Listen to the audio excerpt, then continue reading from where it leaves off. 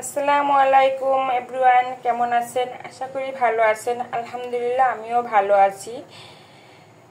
তাহলে বন্ধুরা, আজকে দূরে ও কাছে যে যেখান থেকে আমার ভিডিওটি ধৈর্য সহকারে দেখতেছেন তাদের জন্য রয়েছে আমার অন্তরের স্থল থেকে দোয়া ভালোবাসা।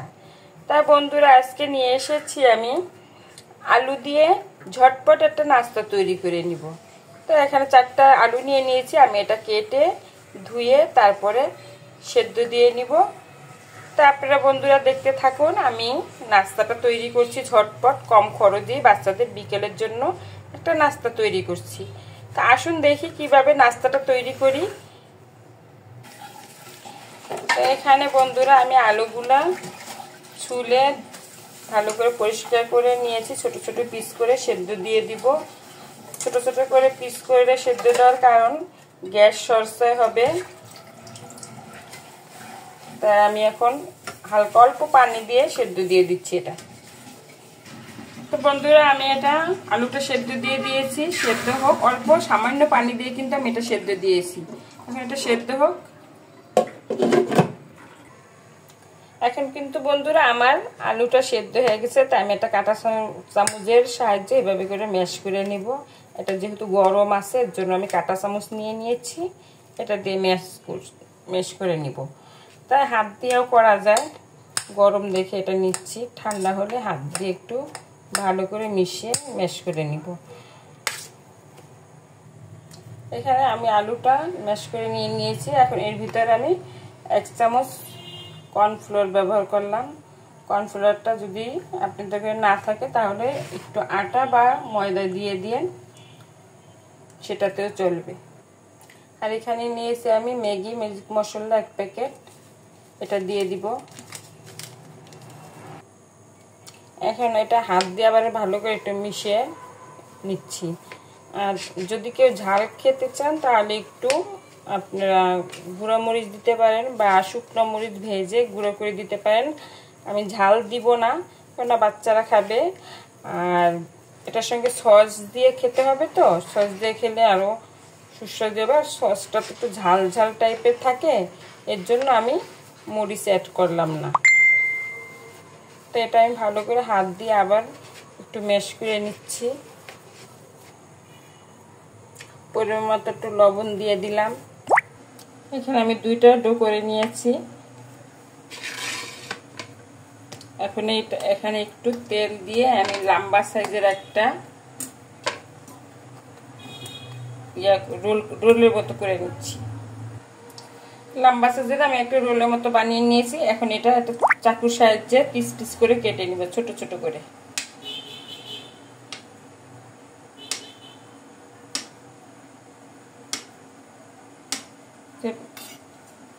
এবার পিস করে কেটে নিচ্ছি।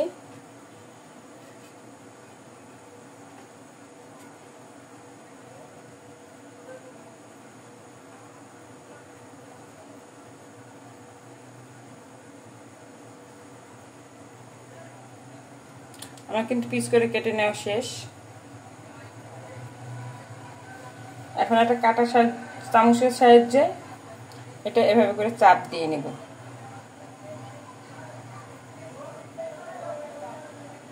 প্রতিটা এভাবে করে চাপ দিয়ে একটু চ্যাপটা করে নিব। ডিজাইনটা কাঁটা চামচের ডিজাইনটা একটু দেখা গেলে সুন্দর লাগবে। এই যে কাঁটা চামচের ডিজাইনটা কিন্তু আমার এটা ভিতরে সুন্দর করে পড়ে গেছে।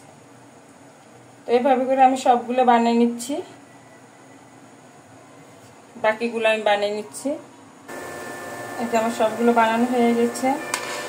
এখন এখানে একটা ডিম ভেঙে নিচ্ছি। একটাও দিতে পারেন, 2টো দিতে পারেন, মানে নাস্তার যে কটা বানিয়েছি ওই কটা যতটুকু ডিম লাগবে অতটুকু দিয়ে দিবে। একটা হলে একটা, আর 2টা লাগলে 2টা দেবো। আমি একটা আপাতত নিয়ে নিছি, লাগলে আর একটা গুলিয়ে নিব। কেটে নিচ্ছি। এখানে আমি একটা কড়াইতে তেল দিয়ে দিয়েছি। এখন ডিমের ভিতরে একটা একটা করে দিব। আর এটা ডিমটা একটু মিশিয়ে তারপর আমি এটা চুলায় দিয়ে দেব।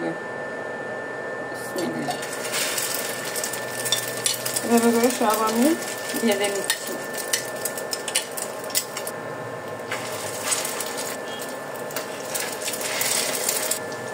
এখন উল্টে দিচ্ছি, ওই সাইড হয়ে গেছে যেহেতু উল্টে দিচ্ছি।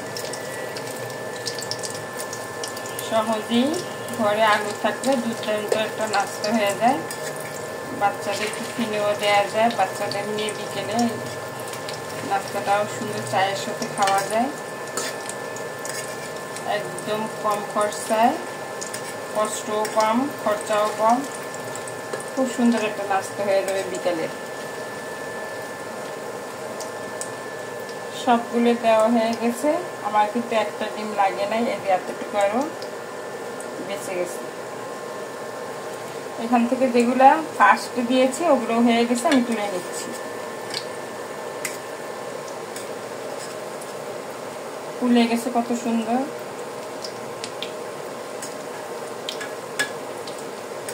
এটা বাচ্চাদের সামনে দিলে খুব মজা করে খাবে, ওরা তো আলু চিপস পছন্দ করে।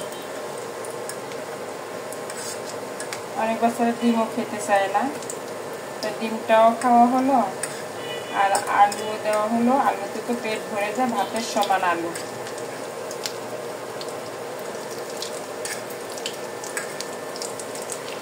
তাতে পেট ভরার একটা নাস্তা তৈরি করে নিয়ে নিলাম।